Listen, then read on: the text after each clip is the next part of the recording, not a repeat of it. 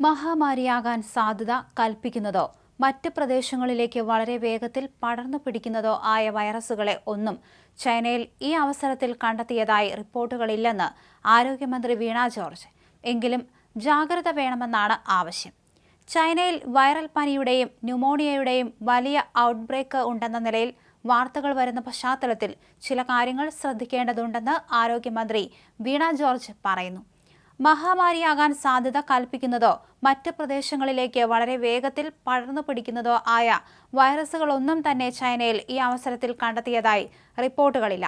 എങ്കിലും മലയാളികൾ ലോകത്തിന്റെ എല്ലാ ഭാഗങ്ങളിലുമുണ്ട് എന്നതിനാലും ചൈനയിൽ ഉൾപ്പെടെ ലോകത്തിന്റെ പല ഭാഗങ്ങളിൽ നിന്നും പ്രവാസികൾ നമ്മുടെ നാട്ടിലേക്ക് എത്തുന്നതിനാലും നാം ജാഗ്രത പുലർത്തണമെന്ന് ആരോഗ്യമന്ത്രി അറിയിച്ചു. ആരോഗ്യമന്ത്രിയുടെ ഫേസ്ബുക്ക് പോസ്റ്റ് ഇങ്ങനെയാണ്: ആഗോളതലത്തിൽ വൈറൽ പനിയും ശ്വാസകോശ ഇൻഫെക്ഷനും സംബന്ധിച്ച് വാർത്തകൾ. സംസ്ഥാനം സസൂക്ഷ്മം സ്ഥിതിഗതികൾ വിലയിരുത്തുന്നു. ആശങ്ക വേണ്ടതില്ല. ഗർഭിണികൾ, പ്രായമുള്ളവർ, ഗുരുതര രോഗമുള്ളവർ എന്നിവർ മാസ്ക് ധരിക്കുന്നത് അഭികാമ്യം. ചൈനയിൽ വൈറൽ പനിയുടെയും ന്യൂമോണിയയുടെയും വലിയ ഔട്ട്ബ്രേക്ക് ഉണ്ട് എന്ന നിലയിൽ വാർത്തകൾ വരുന്ന പശ്ചാത്തലത്തിൽ ചില കാര്യങ്ങൾ നാമെല്ലാം ശ്രദ്ധിക്കേണ്ടതുണ്ട്.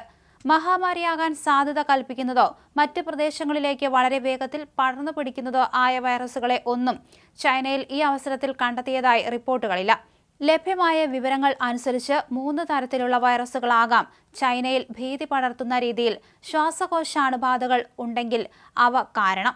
ഹ്യൂമൻ മെറ്റാന്യൂമോ വൈറസ്, COVID-19ന്റെ ചില വകഭേദങ്ങൾ, ഇൻഫ്ലുവൻസ എ വൈറസ് ബാധകൾ എന്നിവയാണവ. മഹാമാരിയായി മാറത്തക്കവണ്ണമുള്ള ജനിതക വ്യതിയാനങ്ങൾ ഇവയിൽ ഒന്നിലും സംഭവിച്ചതായി റിപ്പോർട്ടുകളില്ല. എങ്കിലും നേരത്തെ സൂചിപ്പിച്ചതുപോലെ നാം കരുതിയിരിക്കണം. മേൽപ്പറഞ്ഞ 3 തരം വൈറസുകളിൽ ഹ്യൂമൻ മെറ്റാന്യൂമോ വൈറസാണ് താരതമ്യേന നമുക്ക് അപരിചിതമായ വൈറസ്. ഈ വൈറസിനെ കണ്ടെത്തിയത് 2001 മാത്രമാണെങ്കിലും കഴിഞ്ഞ 50 വർഷത്തിൽ കൂടുതലായി കേരളം ഉൾപ്പെടെ ലോകത്തിന്റെ ഏതാണ്ട് എല്ലാ ഭാഗങ്ങളിലും, പ്രത്യേകിച്ചും കുട്ടികളിൽ ഈ വൈറസ് വ്യാപനം ഉണ്ടായിട്ടുണ്ട് എന്നാണ് കരുതപ്പെടുന്നത്. നമുക്ക് തന്നെ മുൻപ് വന്നുപോയ ജലദോഷപ്പനി ഈ വൈറസ് കാരണമാകാം. അതുകൊണ്ട് തന്നെ HMPVയെ അപകടകാരിയായ ഒരു പുതിയ വൈറസായി കാണാൻ കഴിയില്ല.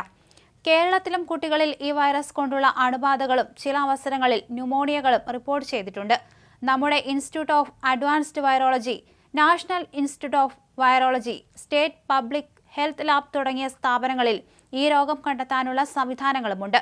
വൈറസിൽ കാര്യമായ ജനിതക വ്യതിയാനങ്ങൾ സംഭവിച്ചിട്ടില്ല എങ്കിൽ HMPV വളരെയധികം ഭീതി വരുത്തുന്ന ഒരു സാഹചര്യം സൃഷ്ടിക്കാൻ സാധ്യത കുറവാണ്. എങ്കിലും നമ്മുടെ നാട്ടിൽ, പ്രത്യേകിച്ച് കുട്ടികളിലും പ്രായമായവരിലും കാണപ്പെടുന്ന ശ്വാസകോശ സംബന്ധമായ രോഗങ്ങൾ കൃത്യമായി നിരീക്ഷിക്കേണ്ടതാണ്. അതാണ് നിലവിൽ നാം ചെയ്യുന്നത്. അതോടൊപ്പം ചൈന ഉൾപ്പെടെയുള്ള മറ്റു രാജ്യങ്ങളിൽ നിന്ന് വരുന്ന ആളുകളിലും ശ്വാസകോശ സംബന്ധമായ രോഗലക്ഷണങ്ങൾ പ്രത്യക്ഷപ്പെടുന്ന പക്ഷം അവരെയും പ്രത്യേകമായി നിരീക്ഷിക്കുന്നതാണ്. എന്നാൽ പ്രവാസികൾക്ക് പ്രത്യേകമായ നിയന്ത്രണങ്ങളൊന്നും തന്നെ ആവശ്യമില്ല.